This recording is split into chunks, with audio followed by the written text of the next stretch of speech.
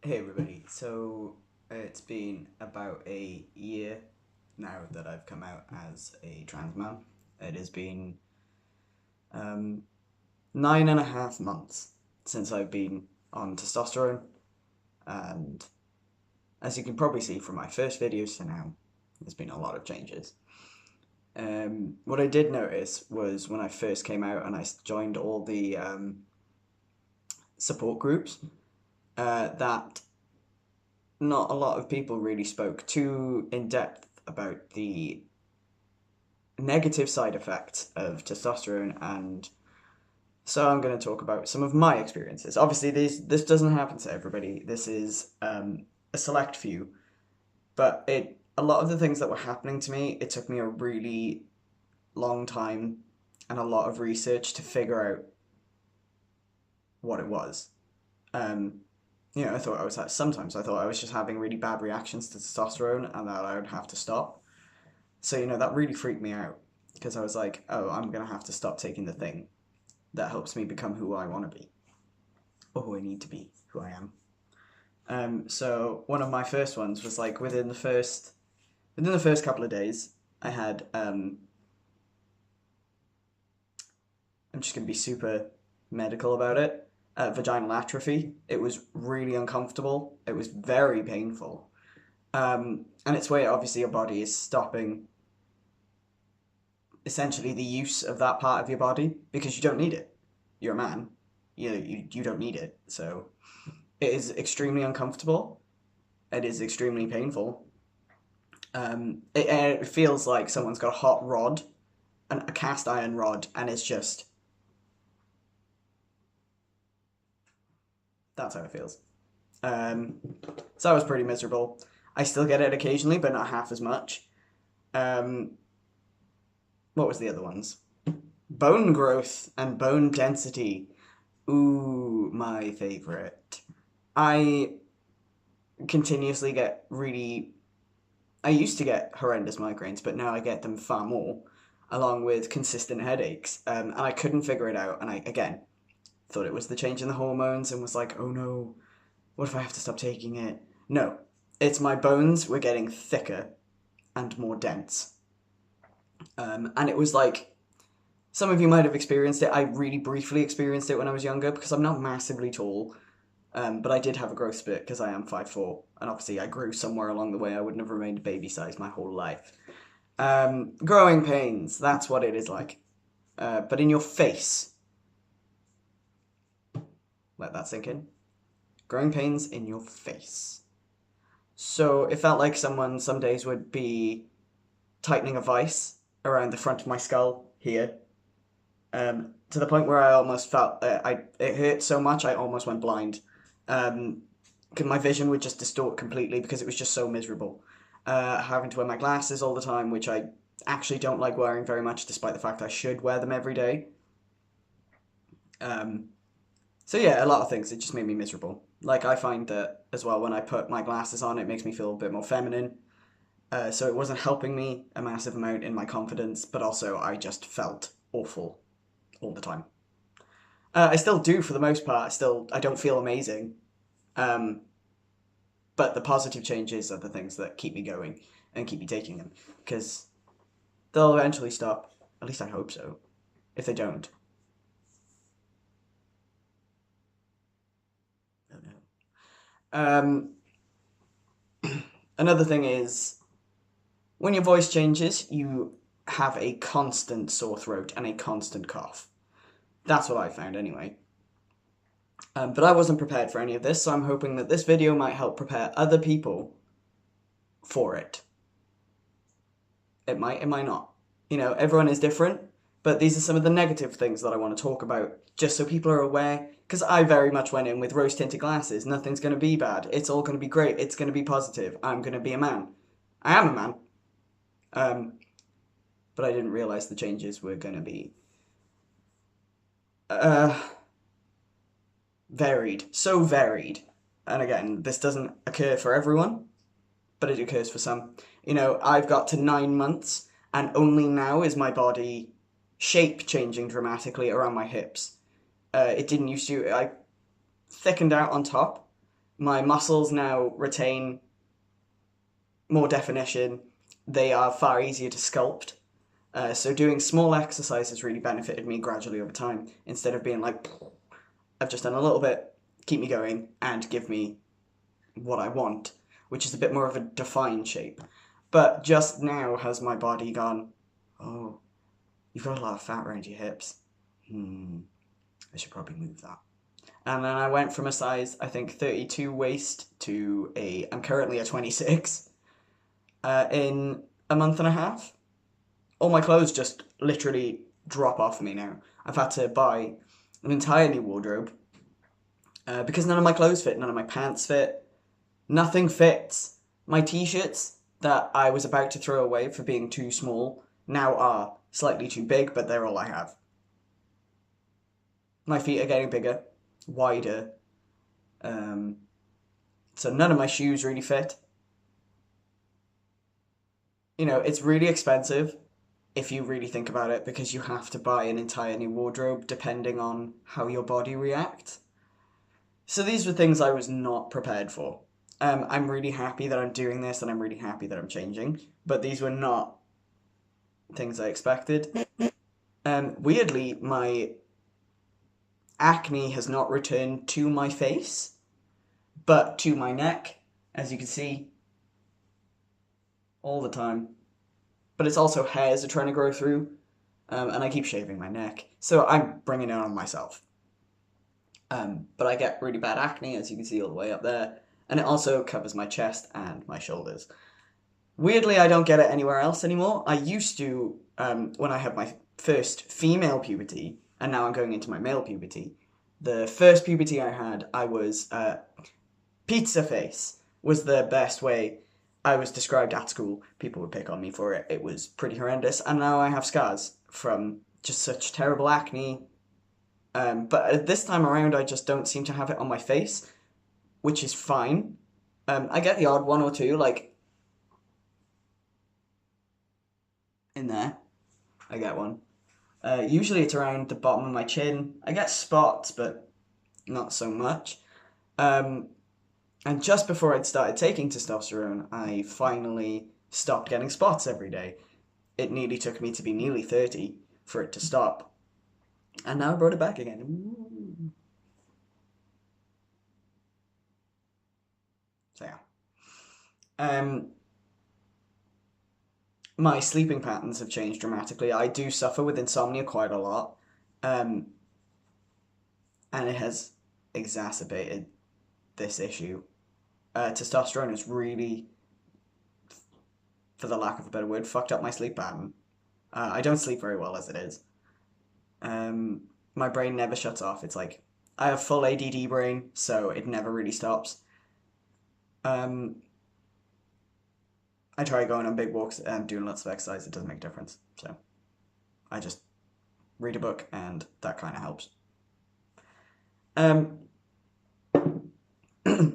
Sorry, one sec.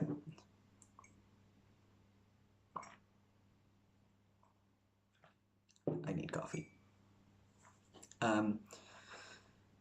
Yeah, I don't know. There's just quite a few things that people gloss over when they go about your changes. Even really my doctor, didn't really go into as much depth. And I had to do a lot of research and a lot of trial and error and Googling to figure out what the fuck was wrong with me. Because I genuinely at one point thought I was going to go insane from lack of sleep, constant headaches, my body in actual agony 24/7. Every part of me hurt. I was getting, oh my god, UTIs. Drink all the water. Keep your downstairs clean. Don't give your body a chance to produce extra UTIs for you, because they are horrendous. If you've ever had one, if you've been lucky enough to not have one, keep it up. Keep clean, keep fresh. Don't be crazy. Just drink enough good stuff like water and you'll be good. Because that was a shocker to me. I went from not a particularly healthy drinking lifestyle, in the sense that I didn't drink a lot of water, but I drank squash and stuff, but sometimes you should just drink just water to kind of flush you out a little bit. Yeah, and during the change, because obviously my body, my downstairs just doesn't really act like a woman's one. I now get insane UTIs because I obviously don't drink enough water. But it never used to bother me. What I drank before was completely fine, and I never got UTIs. But now it's like I can. My body warns me that it's coming, so I'll get that uncomfortable feeling halfway through the day when it's like you haven't drank enough water. You need to drink more, or you're gonna have a really bad 5 next days. So I'm like, oh. So yeah, that's another big thing to watch out for is UTIs. It's not a good time. The other thing is I have depression. I've mentioned it before. It's not a secret. Um, I have really bad spells. I'm not medicated. I choose to not medicate. That's my choice. Some people need it. I want to see if I can deal without it. That's my thing. And I've tried to for many, many years, at least 12, no medication. I'm still here. Um, I have bad days, but I also have really good days. So nobody really warned me either that with testosterone it can exacerbate my depressive spells. So sometimes I get into a really dark place. Um, but they do last a lot less time than they did before. My depressive spells used to sometimes put me out of action for maybe a week. I would just live. Well, not even live, I would survive. I would do the bare essentials, so go to work, eat, sleep, and barely shower. I'd just kind of get by for as long as I can without showering, and then my wife would be like, oh, maybe it'd be nice for you to have a bath. Just to make me do something that was not lying on the couch or sitting in complete silence, staring into nothing. So that's another one to watch out for if you do have depression. It can alter how your body already copes with your situation.